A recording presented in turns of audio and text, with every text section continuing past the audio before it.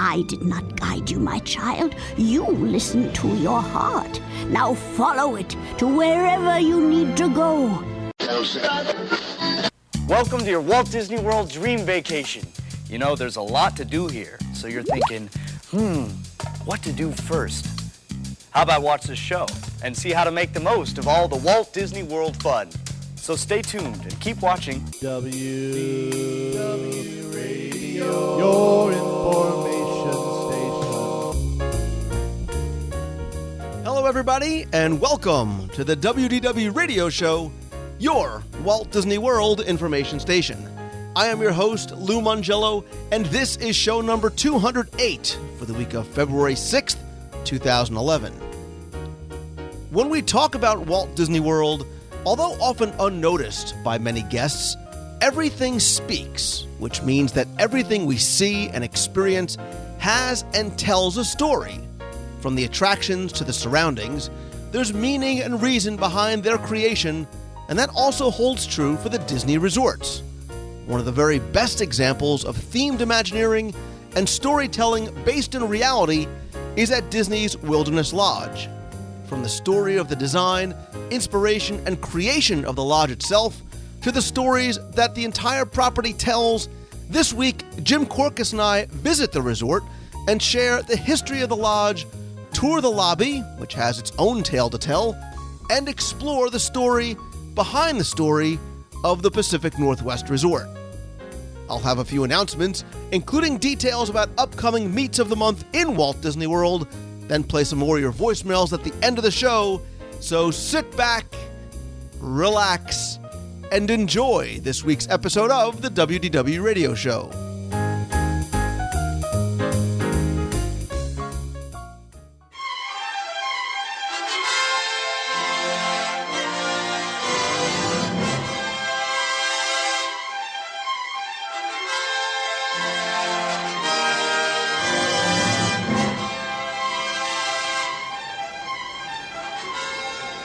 So much of what I try and do on the show and with the audio guides and the books and Celebrations magazine is enhance your experience when you come to Walt Disney World, because I've talked at length about how it's more than just attractions and shows and, yes, even restaurants. There are so many layers to the onion and so many different ways to enjoy it and things to take advantage of noticing. There's stories to be found. There are details that are everywhere that really you need to just take the time and stop and look up and around. So prevalent in the Walt Disney World theme parks, but I think a lot of people might not realize that those stories and those details extend far beyond the four corners of the parks themselves. And many of those places to find those stories, many of which are unfortunately lost over time, are at the resorts. We all know that each of the resorts is so very well themed, representing a location, whatever it might be. But inside the walls of those resorts lies incredible stories and even more incredible details. And the magic of Disney Imagineering certainly holds true in one of my favorites and arguably one of the most very well themed, Disney's Wilderness Lodge. And I happen to be sitting here in front of a cozy, roaring fire with a man who's really as cuddly as a Duffy bear, and the man who's able to help bring those stories and help bring those details to life. And that is, of course, our good friend, Mr. Jim Korkis. Jim, welcome back. Lou, always a pleasure. And for those of you listening, Lou did this without that introduction, without any notes. I'm just always impressed by that. And it's always a joy to spend time with Lou. And I hope that each one of you listening to these podcasts will have that opportunity to come and spend some time with Lou. Earlier today, as we were sitting in the Wilderness Lodge, we had a couple who came up and they recognized Lou and they said, "Oh, we don't want to interrupt," and all of this. And Lou was just, talk about being as warm and cuddly as a Duffy bear, just so welcoming to him. And Lou is absolutely right. When we talk about stories, we usually think immediately about the theme parks and the attractions at the theme parks. But one of the things that Disney does better, I think, than anyone else is the stories of their resorts. And some of us take that so much for granted. But a wonderful way to start about the stories and the wonderful details is here at the Wilderness Lodge, which is just an overwhelming example. It was the work of the architect Peter Dominick Jr., who later went on to do Disney Animal Kingdom Lodge and the Grand Californian, which are also magnificent. But for me, there's just such a great warmth and wonderful detail here at the Wilderness Lodge. When was the first time you ever came to the Wilderness Lodge, Lou? Not long after it opened, and immediately the thing that fascinated me about the lodge was, we talk about coming to Walt Disney World and being immersed in experiences and locations. You instantly got the sense that you were transported from the 106-degree, 99% humidity of a Florida summer to the cool, clean, crisp Pacific Northwest. And while you'd say, how could you be sitting in front of a roaring fire, you almost, that comforting fire that you get in this lobby is so much attributed to how well this resort is themed both outside and in. Absolutely. As soon as you turn off and you go on to Timberline Drive there, you've left Florida. You're coming into a world of wildflowers and pine forest and bears. You see a bear crossing sign, and you go around the corner and you don't see anything. The Magic Kingdom is so close by. The Contemporary is so close by, and you see none of that. And the story even starts on the outside, where you have the bison topiary out there, which were originally sculpted by William Robinson, who did the topiaries in the film Edward Scissorhands. And you take a look up on the roof, and there are 5 flags. There's an American flag, a state flag, a Disney flag, and 2 Wilderness Lodge flags, because that configuration is something that you would see at a National Parks lodge. And, of course, Wilderness Lodge was based after Old Faithful Inn in Yellowstone and the Awanahi Lodge in Yosemite.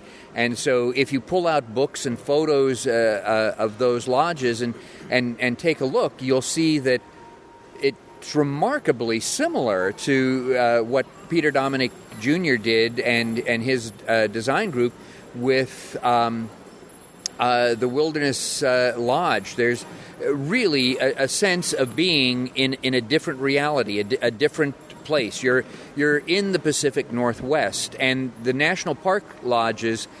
Stephen Mather, who is the first director of the parks, brought in Robert Reamer, who is a architect, and what they did is they created what we know today as rustic architecture, which is using what's in the nearby environment in your architecture. So there's a blending, there's a synergy between the lodge and the landscaping around it. We talk about storytelling, and story usually involves characters and individuals, and we think about things like the story of Pleasure Island or the story of an attraction. Here, the storytelling is simply by virtue of the architecture and the landscape. And again, that incredible research that Disney and the architects and Imagineers did by going out to all these national park lodges and bringing that sense with them, wanting to sort of carry over that spirit of loving of nature that goes back all the way to Walt Disney himself. I know that I read that when they went out to do their research, they really wanted to incorporate how nature felt. They wanted to be, and you definitely get that sense even when you come to the entrance. How nature felt at a premium resort. That's exactly how I want to experience nature. Nature at a premium resort. And you're right. The story of the Disney resorts are not so much a storyline of this person and that person.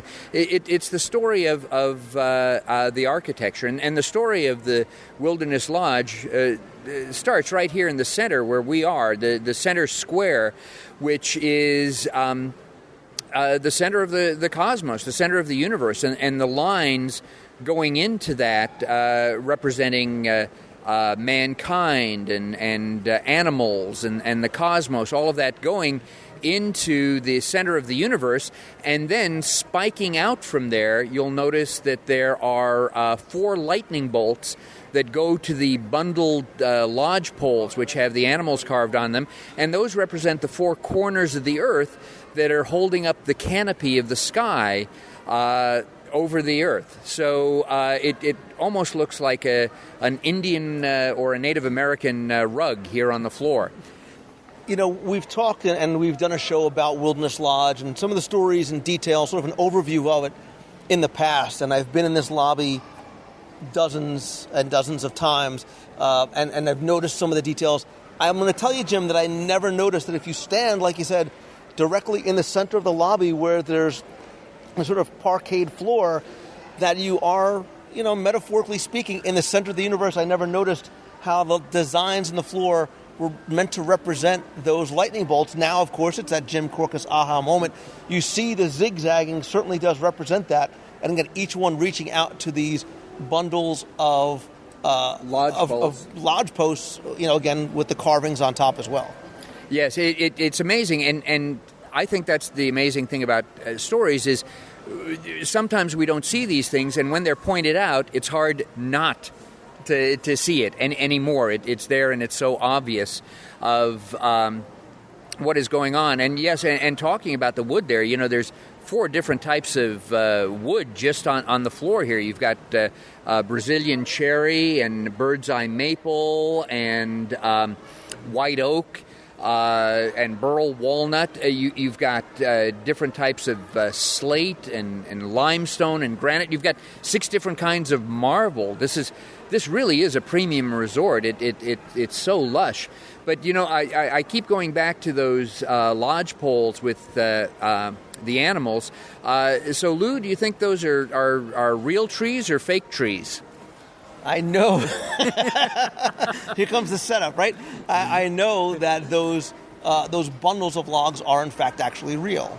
Yes, and so Disney must have devastated forests, right? Not being environmentally correct. Actually, Disney was. Those lodge poles, and it took, there are lodge poles throughout the lobby here. It took 85 truckloads of lodge poles, and these trees came from standing dead forests in Oregon and Montana. Now, what a standing dead forest is means that the tree has literally died. The root system has died, either through disease or insect infestation, or, for instance, Mount St. Helens, when that had that cloud of ash, and that killed a lot of forests. So those were brought here. And the carvings that we see there are four different levels. One level, 10 feet, goes up to 50 feet, and the animals represent the animals you would see at different levels. So down on the bottom level, you might see a beaver or a turkey or a squirrel, and on the very upper levels, you'd have the birds of prey. You'd have the hawk, the owl, the eagle, and then everything in between, from pronghorn sheep to bears to whatever. Now, each one of those carvings was done by hand by William Robinson, the same person who had done those topiaries outside, and he worked with Blaine Gibson, the famous sculptor.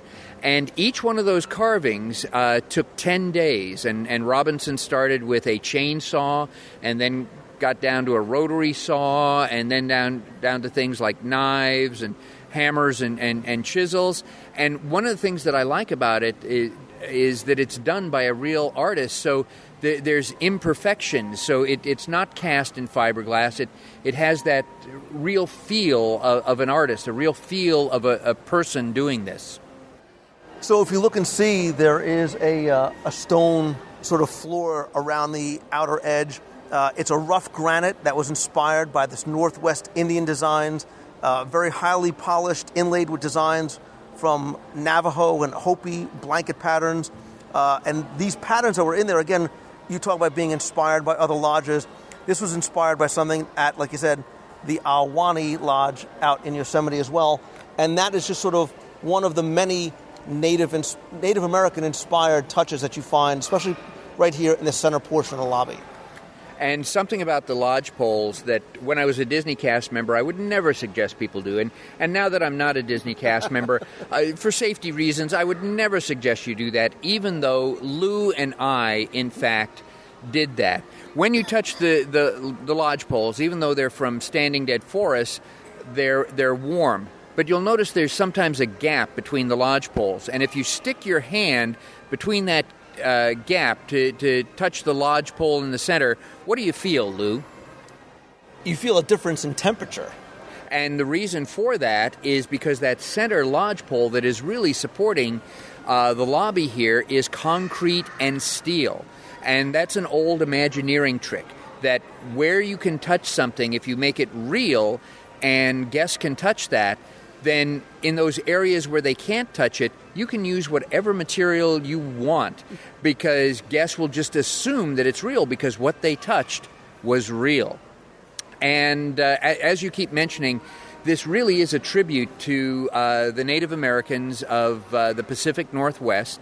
And that's especially evident here in the lobby.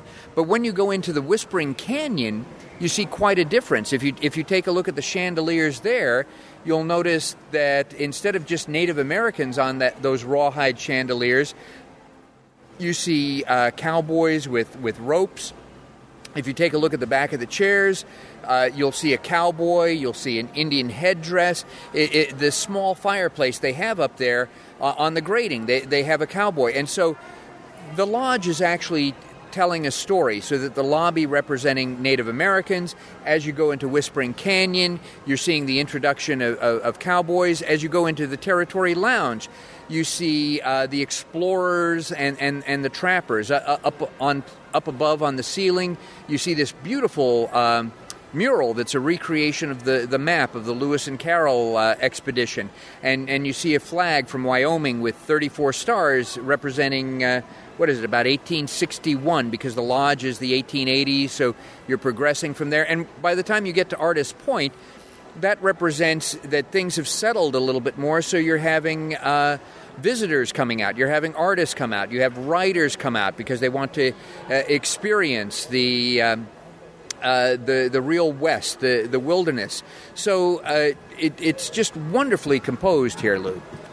And something I never realized was that distinction between what you're experiencing in the lobby versus what you experience in those outer areas, like Whispering Canyon. You know, as soon as you walk into the lobby, you see it's a grand, very open, 7-story lobby. Your eyes are immediately drawn up because of the poles, and then to these 4 massive chandeliers, and you can see very clearly inspired. They look like teepees on top. You can see that they're carved to look like Native Americans and buffalo. The details on there are different than the details that you find on the ones inside Whispering Canyon, and that whole idea of Native American design and influence carries over to the center lobby, because completely surrounded by it, we also find a lot of, and I use air quotes, authentic, for the most part, Native American artifacts as well. Absolutely, and those chandeliers, you're right, they're massive. A lot of folks don't realize that they're over 9 feet in diameter. That's rawhide that's covering them. Those images you have up there are what are called torch cut, and they were based on photographs from that time period of the 1880s. Inside each of those chandeliers are 48 light bulbs giving out well over 2,000 watts, close to 3,000 watts. It's just amazing. It's so beautiful, and we take them so much for granted. 600 pounds. So I'm glad that safety is very important at Disney. But Lou, one of the things that is you talked about things that are authentic. In air quotes, because there are some things in the lobby that are very authentic. But behind the registration desk, there are cradle boards, and those are from a variety of different Pacific Northwest tribes, and those are authentic, and those have been here since the opening of the lodge in 1994. Several things have changed out. You have to be very careful looking at some of the displays. One of the displays, for instance, has a real giveaway because the plaque says "Inspired by." It's a crow headdress, and a real crow headdress would be filled with eagle feathers. But eagles are an endangered species, and so they used a substitute of turkey feathers. So it looks the same, but it's not authentic.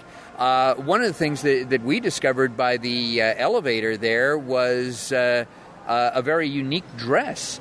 And again, there's no label on it, but it is authentic. It's the type of dress that a young girl would wear as she entered puberty. And it would be passed down then, just like a wedding dress, from generation to generation, because it's very valuable. Because why is it so valuable, Lou? You tell me. Because it looks like seashells almost on top, but you let me know that they're actually elk teeth, and you explain why they are actually so very valuable. Because elk only have 2 teeth, and that dress is almost covered with elk's teeth. So that would have been something that an awful lot of hunters would have had to bring home an awful lot of elk, to the dinner table to gather that.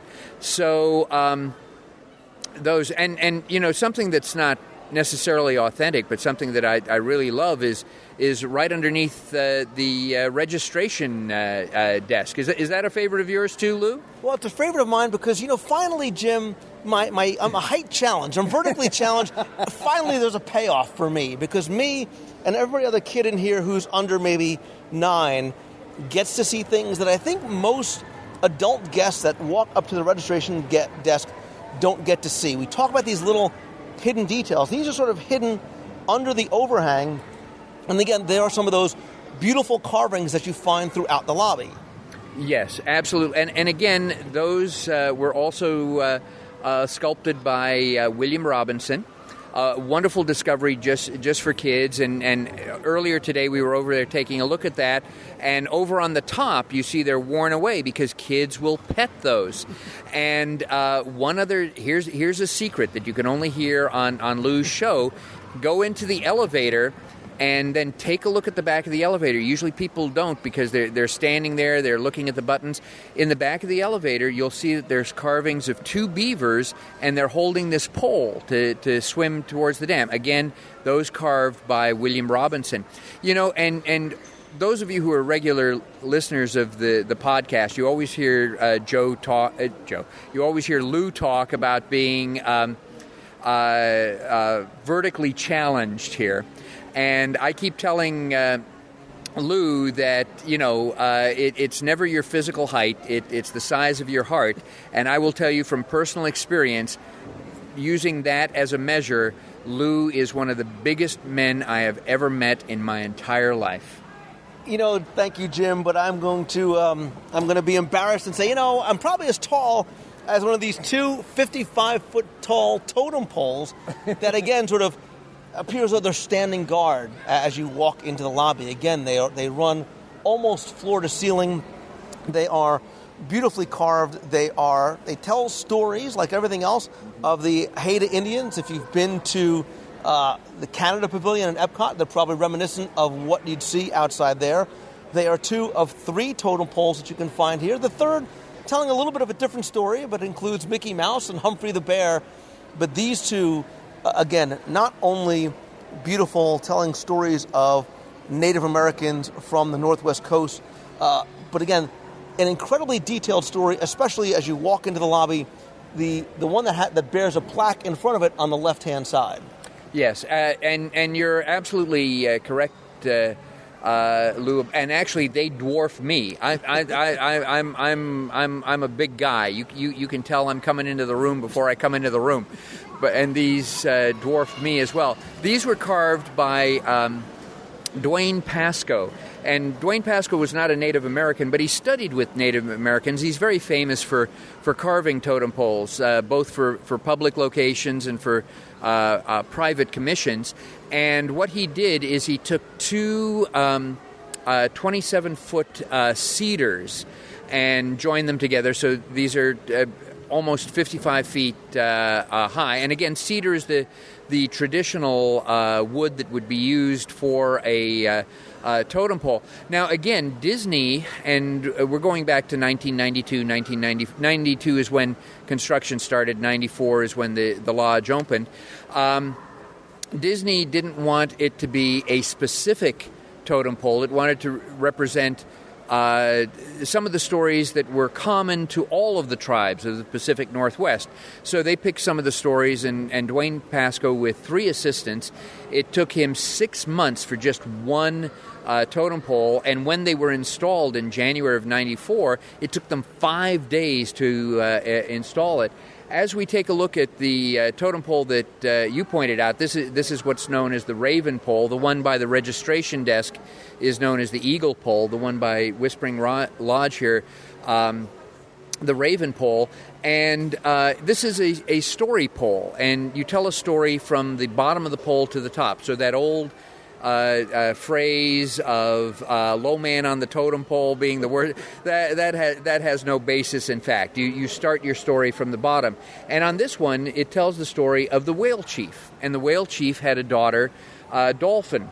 And you notice right above the whale chief is a mountain lion. The mountain lion wanted to marry Dolphin, but the whale chief refused. And so the mountain lion scraped the chin of the whale chief with his claws, which is why some whales today have those lines on their chin, on their neck there. So the whale chief called Frog, who is the great communicator, and Frog was able to be a negotiator, a mediator there. And so as a result, the whale chief agreed to give his hand in marriage to whoever could win an archery contest. So he made a mark, and all of the animals, the owls, the bear, the beavers, the wolves, all of that came and tried to shoot, but none of them hit the mark. They came close. Finally, the little wren came and said he would like a chance, and the whale chief said, but the bow is too large for you. And the wren said, well, I've made my own bow out of a little spruce needle, and I've made an arrow out of the spruce needle. And you can see that he's holding that in his hand there. And he aimed, and by golly, he hit it right in the middle. Well, that angered the other animals, so the wren had to hide in a little knothole. You see his head sticking out of a knothole there, and that's where wrens nest to this day. So the whale chief gave the dolphin's hand in marriage to the wren, but they had to, since the animals were so angry, they had to send them away. So up above there, you see 2 figures that sort of look human, but they don't look human. Those are bear cubs, because bear cubs can transform themselves into humans. And so they were the protectors, and so the wren and the dolphin were sent away to this island with the bears as their protectors. And the dolphin had such fun. She leapt with joy out of the waters whenever her husband would sing and dance. But one day she was very sad, and the wren asked why, and it was because the dolphin missed the salmon people. And so the wren called the frog again, and the frog communicated to the salmon people, and the salmon people came up the river. They even jumped up the waterfall to get to Dolphin, to see her again. She was so happy. They danced, they played. In fact, the salmon spawned there. And, of course, the young salmon had to swim away, but they promised that they would always return to the area where they had been born, even if they had to swim upriver and up waterfalls. That's why salmon return now to spawn where they are. And then at the very top, it is the Raven Pole, after all. Here's part of the story that really doesn't connect with the rest of the story, but it's a very important story in Native American heritage, and it's the story of the raven. Because at one time, the entire world was dark. And so Raven saw that Sky Chief kept underneath his box a cedar chest with balls of light in it. And so being a trickster, he made his way in there, opened the box, pulled out one of the balls of light, but he was in such a rush that he chipped part of it along the sides of the box, and when he tossed it in the air, it became the moon and the chips became the stars. And he grabbed another ball of light and tossed it in the air, and it became the sun, and that's why we have that. Now, at the Canada Pavilion, next to the mercantile store there, you'll see that there is a totem pole that's carved by David Boxley, who is a true Native American from Canada, and that tells the whole story of Raven, which I just summarized for you right now. And it is authentic, and I saw David carving it, and I talked with him, and yes, he purposely hid a hidden Mickey right at the top there, which is not authentic, but it's up there. And, I think it's great that Disney has become more sensitive. When Walt Disney World opened, they had totem poles over there in Frontierland, in that area where Splash Mountain and Thunder Mountain is now, because they weren't there. It was just flat land. And so as a photo op, they put up a couple of totem poles and some trees and all that. And some people may have pictures at home that they took of that. Those were not authentic. And even when the Canadian Pavilion opened, there's 2 totem poles across from the mercantile, and those aren't authentic. But a nice try. But Disney has gotten better over the years. Well, I think what they're doing, too, is they are helping to maybe change perceptions of nature and our relationship to it and America and what makes America. I mean, this is, we talk about Disney being a place of opportunity. This is another one of those opportunities to learn that you might not have anywhere else. You can learn about Native American culture. You can learn about the people. You can learn about the way that they tell stories and how that's evolved to how Disney tells stories. Absolutely, and the lobby just filled with stories. The one big elephant in the room that we've been avoiding is that massive fireplace that is 1.6 billion years old. It's 82 feet high, and it's a recreation of the south rim of the Grand Canyon. And they sent out a paleontologist, an artist, Robert Reed, R-E-I-D, and he took lots of photos and artwork and even samples. Oh, I guess it's time for us to have dinner. I gotta go. They say come and get it, but then they ask for money at the end. It just ruins the whole story of that. I love the food here too. I love the food everywhere on Disney property. The massive fireplace here, 82 feet high, is a recreation of the south rim of the Grand Canyon. And again, Robert Reed took photos, did color studies, took samples. And so the strata that you see there are actually in the same proportion that you would see there as it moves up. And one of the things that I love that Disney has done is right next to the fireplace is a display case which has actual samples from that strata.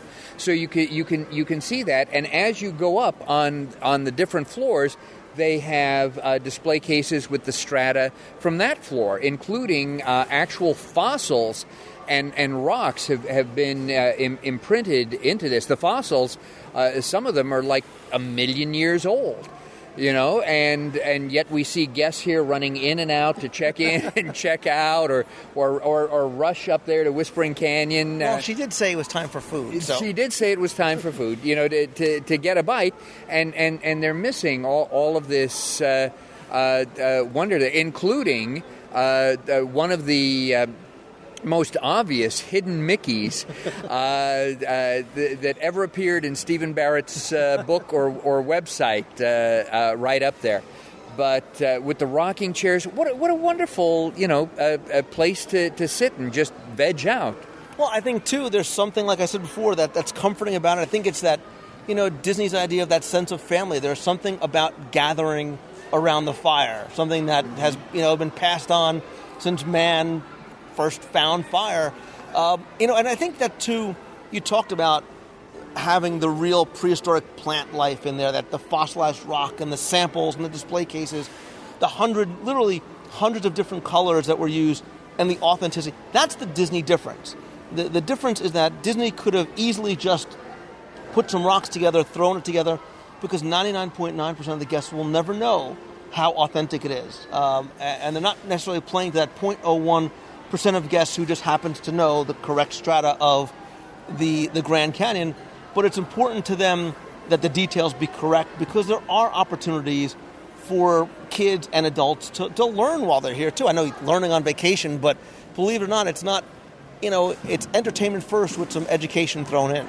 Absolutely. And yes, you're absolutely correct. 11 out of 10 guests never see any of these things. And one of the details is that mineral hot springs right here in the lobby, because mineral hot springs, of course, were very, very important for people going out to these wilderness lodges, because it supposedly had recuperative powers and all of that. And so you see that bubbling hot springs there, and then it leaves the lobby and forms Silver Creek there. And one of the things that I miss, and again, I don't know if this is a cost measure or it's just because people don't understand the story, they have misters over there that used to shoot out a little spray mist, so it looked like a hot springs, and they had a little red light, so it looked like, this is hot, and those aren't running now.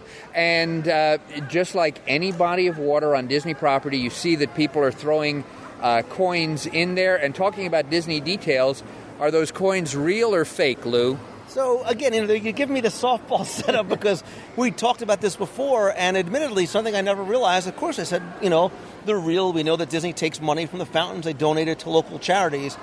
And he said, well, no, look carefully. Look carefully at the coins, quote unquote, that are on the bottom that are very dark. And you explained to me why those coins should not be found in that fountain. And that's because it isn't a mineral hot springs. It's just water. But in order for it to be authentic, the Imagineers took some corroded, darkened coins, and they glued them onto the bottom, along there with the real coins that are gathered up for various charities and such. But by having those corroded coins in there, you take a look and you go, oh yes, it must be a real hot springs. And again, Silver Creek flows out there into the pool and then out to Bay Lake. Oh, that can't be environmentally correct, Lou. What were you telling me when we were standing out there?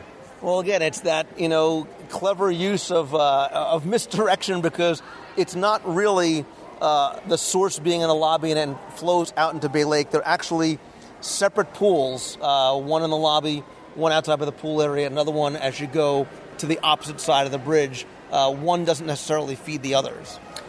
Absolutely, and I was taken by surprise the first time I saw it. I thought, well, of course, it's just all flowing there. That must be the case, and attention to detail too. While we're standing out there, what do you hear? Oh, you hear this? Well, again, you have to sort of listen, and that's why we talked about doing this. You used to complain early on, saying, "Oh my, why do you bring me out? And it's so hot, and we go into the environment." Because even here in the lodge, inside and out, it's a multi-sensory experience, and the audible things that maybe subconsciously you overlook, whether it's background music, whatever, is important to the storytelling. I sort of analogize it to watching a movie without a soundtrack would be a completely different experience. When you go outside and you hear the cicadas, you might not be consciously aware of it, but it's important to creating the theme of where you are, and I don't mean where as in Disney World, but where in the Pacific Northwest.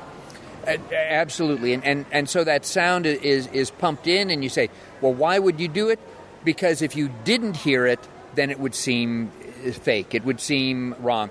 And we right across from that, we saw a tree that is not indigenous to Florida. In fact, there's an awful lot of landscaping, especially here at the Wilderness Lodge, that is not indigenous to Florida. And again, we don't recommend any of you do this, but we reached up and we pulled down one leaf, because it was something that the pioneers would actually use as they were exploring the wilderness. And no, it's not something that you use to wipe yourself, because it would be very painful if you did. If you feel the texture of the leaf, you feel that it's very rough. It would be something that you would use as sandpaper to sand things down.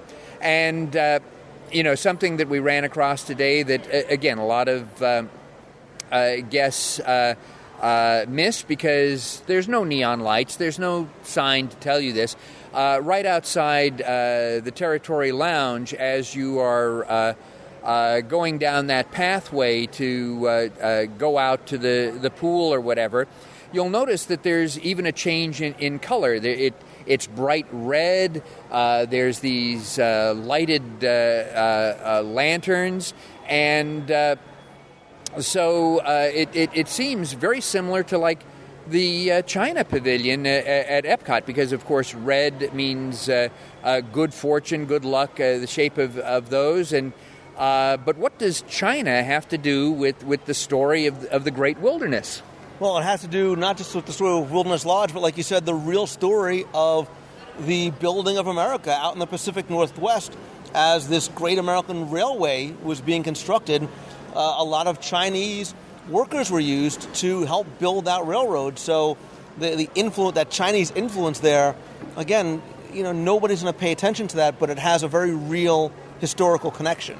And we saw that even the railings along the side, when the sun comes in, the shadow comes across, and you'll see the railroad tracks, all of that. It's fascinating. And speaking of the story of the railroads, Lou's invited me to do another podcast with him where we're going to talk about the villas here at the Wilderness Lodge, which the storyline there is that was built by the railroad workers. And of course, Fort Wilderness, that's the story of the settlers. That's why there's log cabins. And so Disney has talked about connecting all of these areas together. They've talked about that for years, but the discussion has come up again.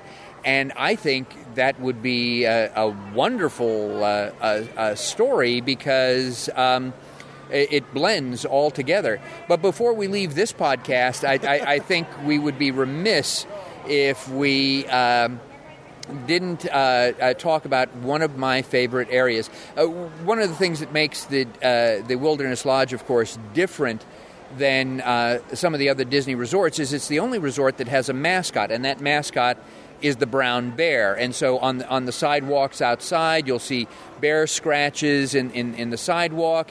You'll see silhouettes of the bear, all of that.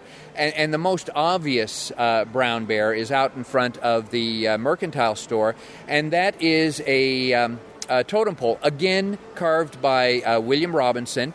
And you have Mickey, and you have Goofy, and you have Donald, and there at the bottom you have Humphrey the bear.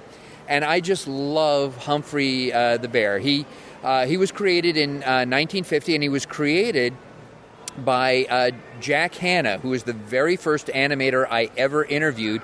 And in fact, Jack often did some of the grunts for Humphrey in the cartoons there.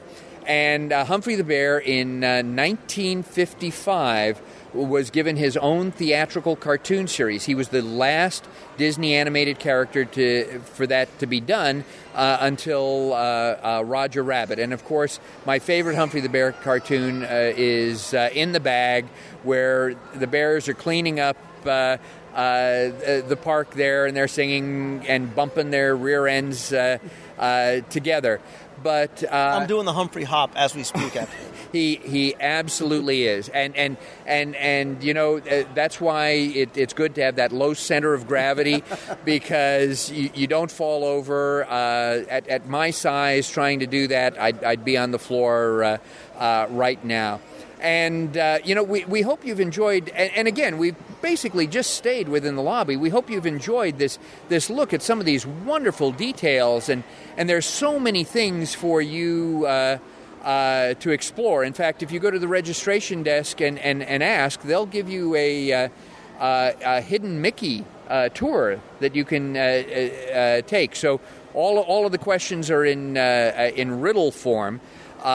Just tell me where they are in riddle form, and there's like about 37 that you can discover in here, but there's so much more that you can discover and on the different floors. But I basically wanted you to take a look at the Wilderness Lodge a little bit differently, and Lou, thank you for the opportunity of doing that. No, look, thank you, because again, like you said, we're literally just sitting here in the lobby, and I prefaced the segment by talking about the multiple layers at Walt Disney World. And I think what we were demonstrating, and I think this is such a great representative example of that, are the different layers. So you can talk about looking for the hidden Mickeys and introducing kids to a new character like Humphrey the Bear.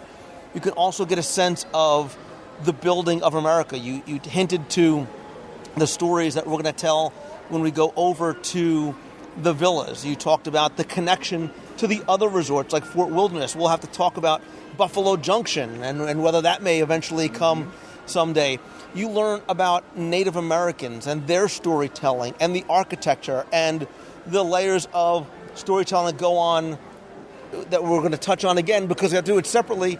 There's a backstory to Wilderness Lodge that we haven't touched on that's sort of separate from the real world historical stories that are being told here. And, we are fortunate to have you here to be able to help introduce us to them because, like you said, we talk about people rushing through Main Street and rushing through Adventureland and, yes, even rushing through the lobby, but there is so much to see here. And, again, we've just sort of scratched the surface, but hopefully when people come to visit, whether they're staying here or hopefully make a special trip out, they'll explore a little bit more and follow the path of the springs out to Bay Lake outside and ask cast members a little bit more and see what they can discover. So, Jim, again, to hear more about Jim, obviously he's been on the show a number of times. Check out the podcast archives. Of course, you have to go and pick up The Vault of Walt. It is a new book by Jim Korkis where he tells brand new stories I can promise you've never heard before, not just about the Walt Disney theme parks, but about Walt Disney himself, because it didn't start with a mouse. It started with Walt Disney, the feature films, so much more. It's called The Vault of Walt. I'll put a link in this week's show notes. You can visit that at WDWradio.com. Click on podcast and click on this week's episode. Celebrations Magazine. And of course, we are fortunate to have Jim as a regular feature contributor to Celebrations Magazine, again, sharing his stories behind the stories and helping to peel back some of those layers. So, Jim, again, thank you so much for introducing all of us, including some people who kind of sat down as we were talking and listened in and smiled and waved and appreciated, you just made a difference by enhancing their vacation as well. Absolutely. Lou, thank you so much for making these stories available to such a large audience. And Lou, as far as I'm concerned, you are the Paul Bunyan of Disney history, and I look forward to our next podcast. You are the raven on the totem pole of Disney history. How's that? Let's all bring it around full circle. I think they're calling us over to Whispering Canyon, by the way.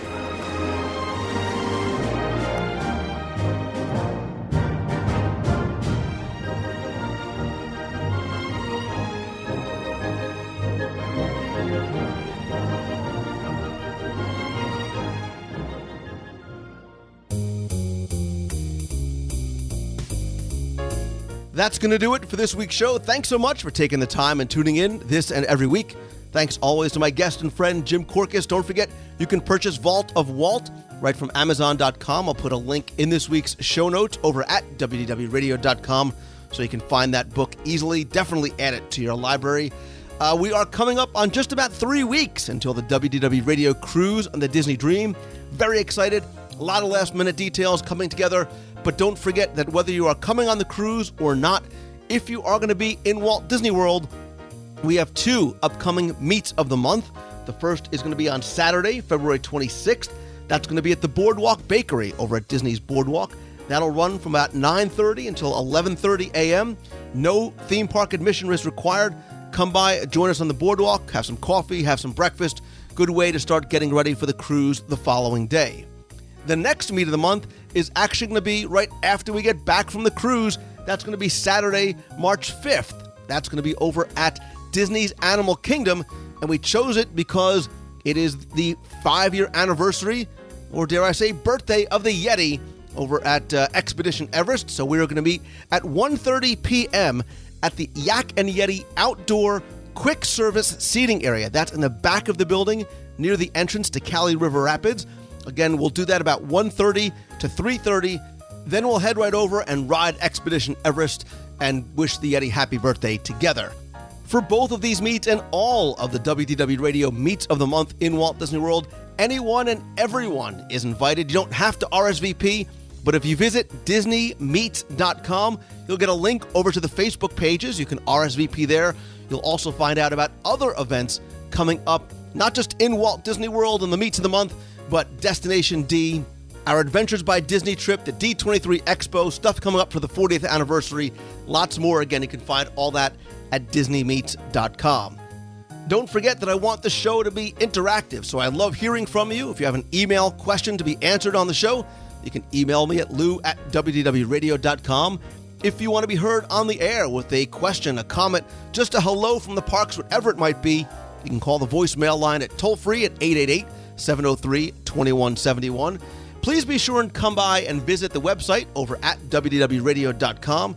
There you'll not only find show notes for this and all the back episodes of WDW Radio, but you'll find our videos, photo galleries, daily blog posts, our fun, friendly, very safe discussion forums, links to Twitter and Facebook and LinkedIn, all the different ways you can connect with me and the show.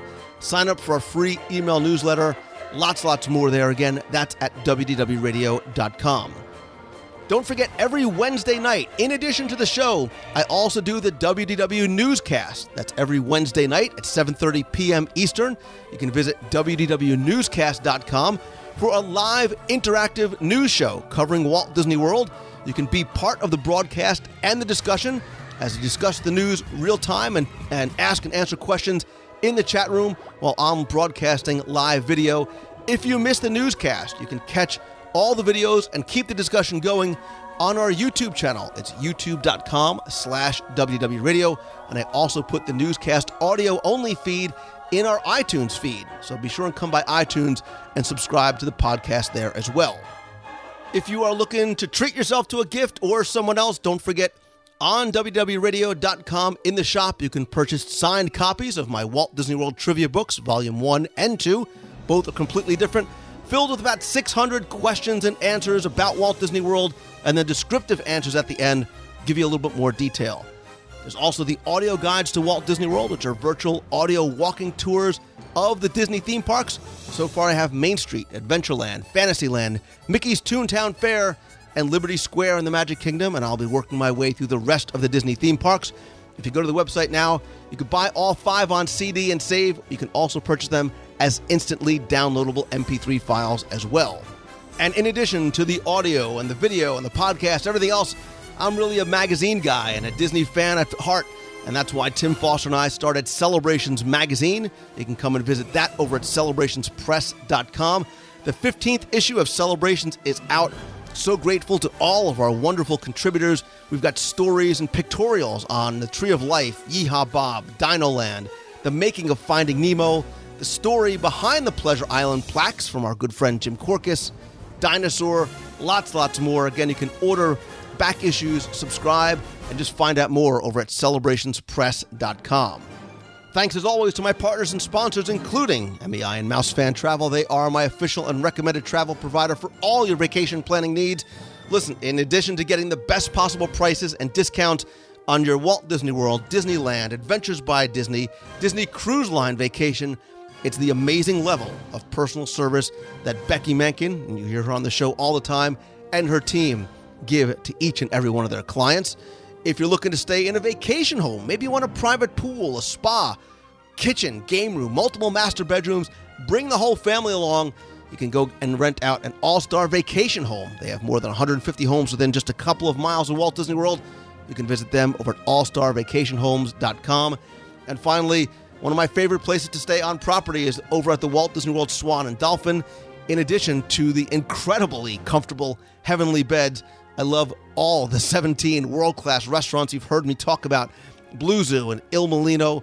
My wife digs the Mandara Spa, of course. Lots of other benefits right in the heart of Walt Disney World. You can go and visit them over at swananddolphin.com. Finally, my friends, and you are my friends, all I ask is that if you like the show, please go out and help spread the word. Let others know about it. Tweet out that you're listening to the show. Share links on Facebook. And please come by, review the show and the free WDW Radio iPhone app over in iTunes. And finally, today holds very special meaning for me. And because of that, I want you more than ever to feel inspired to start following your dreams and to pursue your passion, because life is too short. And once you set out on that path, you can do anything you set your mind to, as long as you always keep moving forward.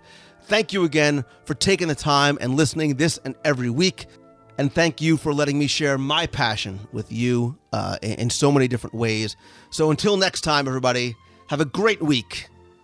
See ya. Hey, Lou, this is Greg Grimsley, Doc on the forums, Biz Obsession in the chat room. From Nashville, just calling, well, to say, first of all, I'm kind of late to the dance, but just got finished listening to show 200. Yeah, I know it's early February, but I was kind of busy during December and January with the show and work, but just wanted to call and say congratulations on 200 episodes, and, of course, all the ones that have followed that I'm still trying to catch up on. Anyway, hope you have a wonderful day. 21 days until coming to Walt Disney World before the cruise, and 23 days to the Disney Dream. Looking forward to it. Talk to you soon, buddy. See ya. Hey, it's your biggest fans, Kira and Malachi. Say hi, Malachi. Hi, Malachi. Malachi. Okay. We love you so much, and we love it. We have an app on our iPod Touch, so we really love it. And Malachi just turned 3, and I am 12. So you call us back, and I would really appreciate that. Bye. Hi, Lou. This is Billy Latta calling from Metuchen, New Jersey. I just got done catching up with a lot of your episodes and podcasts, and they have been phenomenal. Episode 203, and you did the year in review, was one of my favorites by far. And then I just finished listening to your episode on the Disney Marathon during Marathon Weekend, and that was a delight to listen to. My brother and I are both runners, and we both love running down in Disney when we're down there. It's one of our highlights and one of our favorite places to be when it is time for us to run.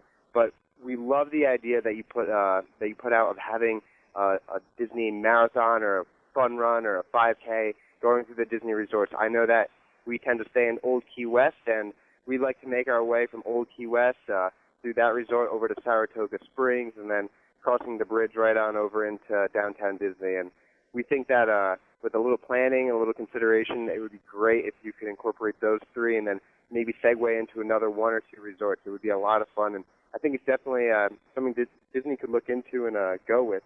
Hope that all is well, that you're enjoying your cruise, and I look forward to listening to the next episode. Have a good one, Lou.